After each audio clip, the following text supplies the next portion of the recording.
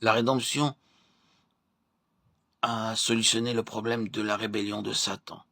Ce n'est pas seulement la croix de Christ qui a remporté la victoire sur Satan, mais aussi le sang de Christ.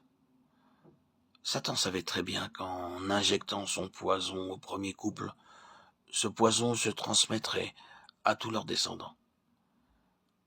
C'est pourquoi Satan, par la fornication spirituelle commise avec nos premiers parents, a injecté dans l'âme le poison mensonger du péché.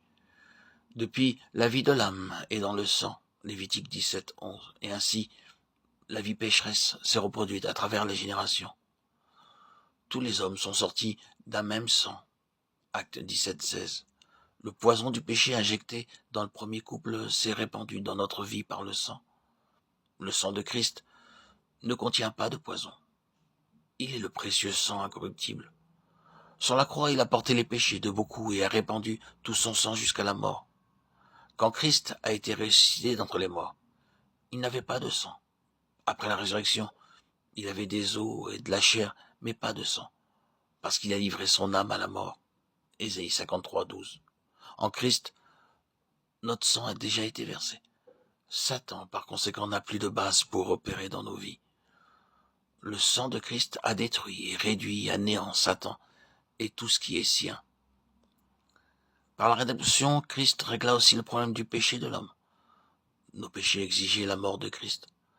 En mourant, comme notre substitut, Christ a éloigné de devant la face de Dieu notre condition criminelle,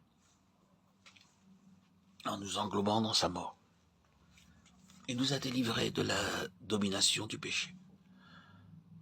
La mort de Christ a réalisé le double dessein de Dieu et a apporté par la même occasion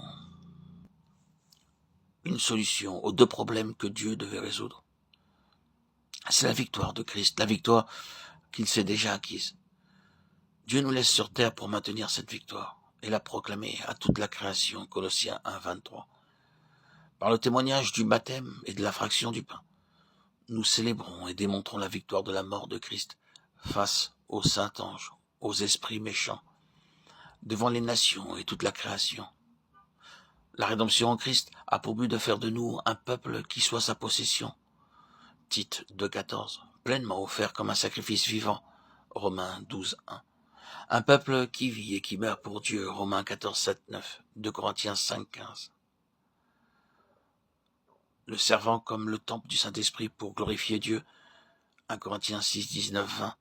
Magnifier Christ en nous, soit par la vie, soit par la mort. En somme, un peuple qui puisse déclarer Christ est ma vie. Philippiens 1, 20, 21. La rédemption a pour but de donner la prééminence à Christ en toutes choses. Mais pour qu'il occupe cette première place en tout, Christ doit d'abord l'avoir en nous.